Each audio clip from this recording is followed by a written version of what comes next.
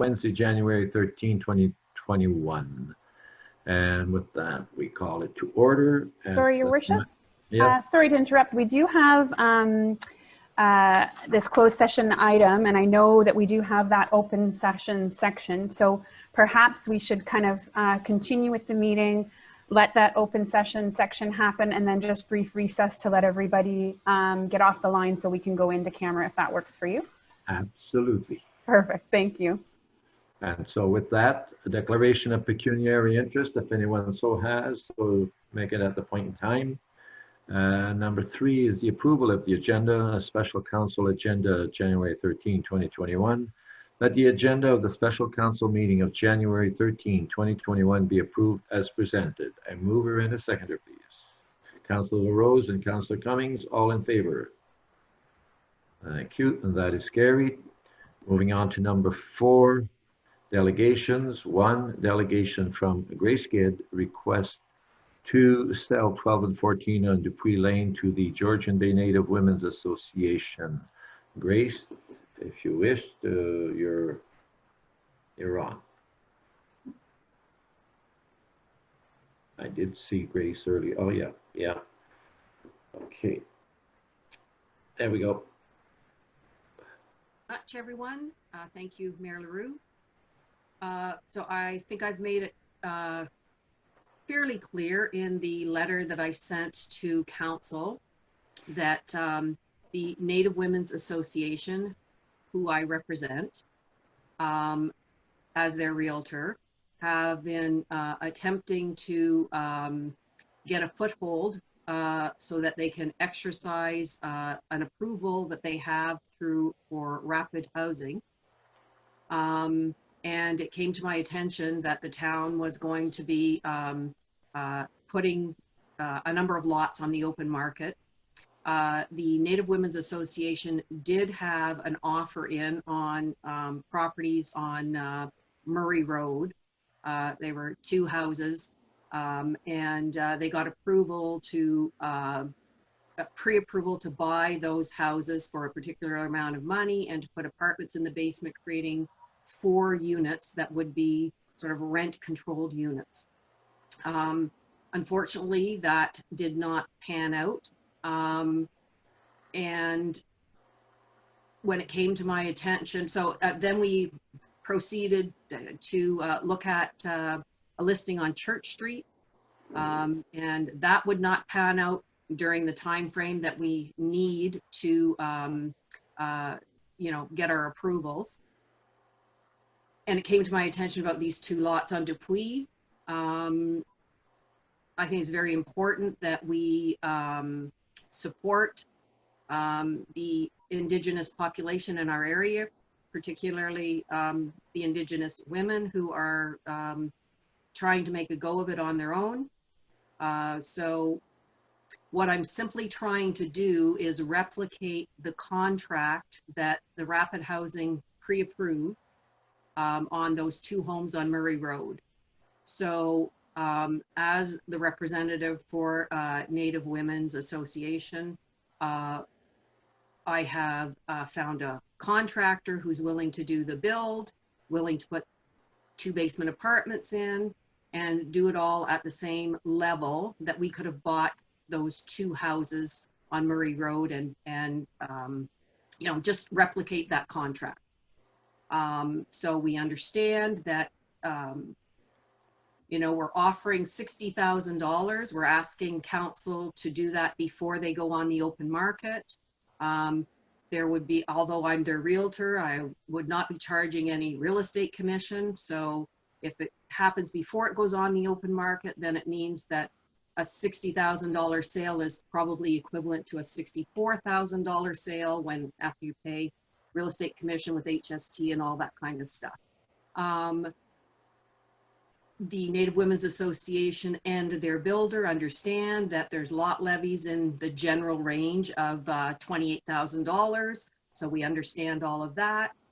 Our understanding is that if the town put the lots on the open market, that there would be services to the lot line. So we would expect that as well. And I am throwing myself and my clients at your feet and asking you if you are willing to do this. I should say that I'm a resident of Penetanguishene as well, so. Okay, thank you very much, Grace. Members of council, do we have any questions, concerns here? Councillor Levy? I just wanted to make a comment, if I may.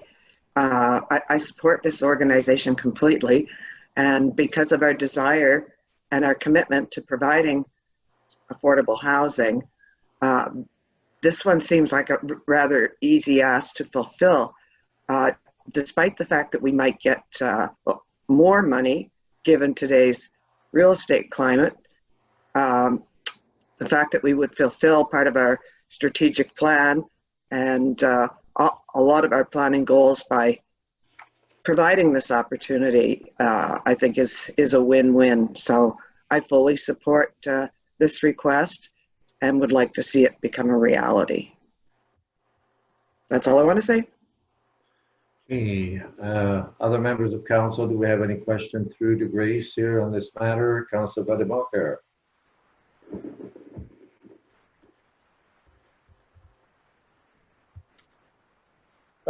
Thank you, Your Worship. Grace, excuse my ignorance, but with respect to the population that this housing would be directed to, I'm not familiar with the details of your organization, so I just would like to understand if you were successful in the build, who would be the housing geared toward? Who would be the eventual occupants? Thank you. So it's the Georgian Bay Native Women's Association.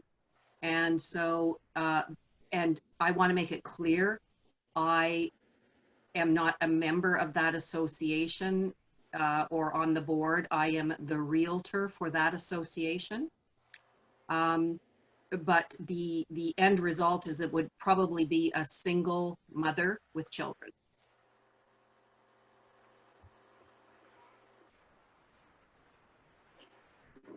Okay, Councillor Steinema.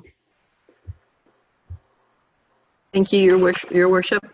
Thank you very much for the report, Grace. I agree with Councillor Levy. I think if it is something that we can support, I think that is something we need to go ahead. I guess my only concern is you have to have everything in place for January 31st. Is that what the timing? So to be clear, we have to have a contract in place. And then that contract will be fine. So the association was pre-approved at the time that they put the first offer in for a certain amount of money, and it was 2 homes with basement apartments. But that, as we all know, this is the federal government, so they reserve the right for you to put it all together, which that has to be, we have to know that we can do it. And that would really involve a conditional offer, if you will, because we don't want to do anything under false pretenses, but we would say it's conditional on the final approval by the ministry. Okay. Okay. Thank you very much. But we have to have our ducks in a row by the 31st of January. We don't have to have the property in hand, but we do have to have a conditional contract that's our condition, not your condition. And how quickly, even if you've got the contract in place, then what kind of a closing do you need to, like, for possession? I'm just thinking, because if there's no services there, you know, like from a timing perspective, if everything does line up. So our builder said that if he could start, and he can start building without the services actually being there, right? So, you know, it's a case of having to hook up. So those 2 things could be done at the same time. I would expect it's very weather dependent, but a lot of builds, you know, start the 1st of May, Okay. the end of April. If it's really nice weather, you might get in April. Mm-hmm. And so what what we have to be conscious of is that, and which our builder said that he could do, is that we have to take possession from the builder and be able to put our people in within 12 months of all of this happening, which means that we have to be in by the end of 2021. 2021. So Grace, just to be clear on this, the purchase, if it were to happen, from what I'm seeing or what I'm hearing, is that the properties would be in the name of your builder, Renee Willette, as opposed to the Native Women's Association. So, but there would be a contract in place between the Native Women's Association and Renee Willette that the Native Women's Association would be happy to share with council so that you know that it's not, you know, and in that agreement of purchase and sale, it would say that if they don't get approval, he doesn't get the lots and we don't get the houses. Now, other question, Grace, is are you able to tell me why it didn't materialize on Murray Road? Yes, and not to, so what happened is we, there were 2 houses there. There were no offers on it. I spoke with the listing agent. I was told, you know, that yes, the owners would put apartments in the basement. Yes, they, you know, were interested in doing that. It was a good deal because we were going to buy both of them together. And then so we did the offer based on all the information that we were told. And at the end of the day, they just said that they couldn't accept the offer, that they had some unfinished business with the town of Penetanguishene. And we waited for 10 days. And then we heard back from the other agent who, and one of the issues that we went back and forth on was the fact that these homes appeared to be a new build. Nobody had ever lived in them that anybody could see, except for maybe the contractor who was doing some work was staying there on occasion. So they asked for the purchase price plus HST. And I then said, well, I would need a Terrian warranty because that means it's a new home. They said there was no Terrian warranty. And I said, well, if there's no Terrian warranty, then it's not a new home because you can't build and sell a home in Ontario as a builder without being registered with the Terrian warranty program. So I was told that, so that was one of the items. And the other item, and I don't know what it was that they had unfinished business with the town of Penetanguishene. So there was those 2 things. When I heard back in 10 days, I was told that they weren't willing to put the apartment in the basement. And anyway, they already had another offer on the property. And that all my questions were answered 10 days later, but they already had somebody else that now wanted to buy the house. And so we were out of luck, basically. Okay, further questions or concerns? Deputy Mayor? Thank you, Your Worship. Just as you were on the meeting this morning, we certainly heard that there is very much of a need for housing for Indigenous groups. There are a lot of residents who live in our community who are in need of housing. So certainly I'm very much in favor and hoping that we can put this together. I know we have an in-camera meeting to discuss further. A few questions need to be answered, of course, but certainly hoping that it'll come out as a positive event. I certainly want to see that. So just my comments. Could I say one more thing, Mr. Mayor? Yes. The project that you just red lit for the next phase of their planning. I just want to say this as well, because this is a situation that we find ourselves in, is we went there because they have homes up for sale. And when that builder found out who we were, and I went there myself, this is a personal thing, I went there to their showroom as the Native Women's Association realtor, and I was told the gentleman would not let me in the door, and he told me that they were not interested in dealing with us. Right. So We leave it at that. Okay, so if there are no further questions or concerns or matters, comments, with that, we're about to move into in camera.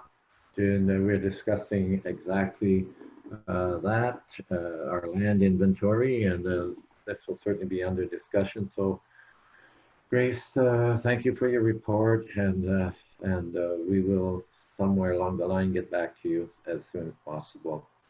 thank So you. with that, I am asking Ron from Rogers, giving Ron some time to dismantle, and other members of council or public that have no concerns or business with the in-camera, that will give you 5 minutes to clear the air.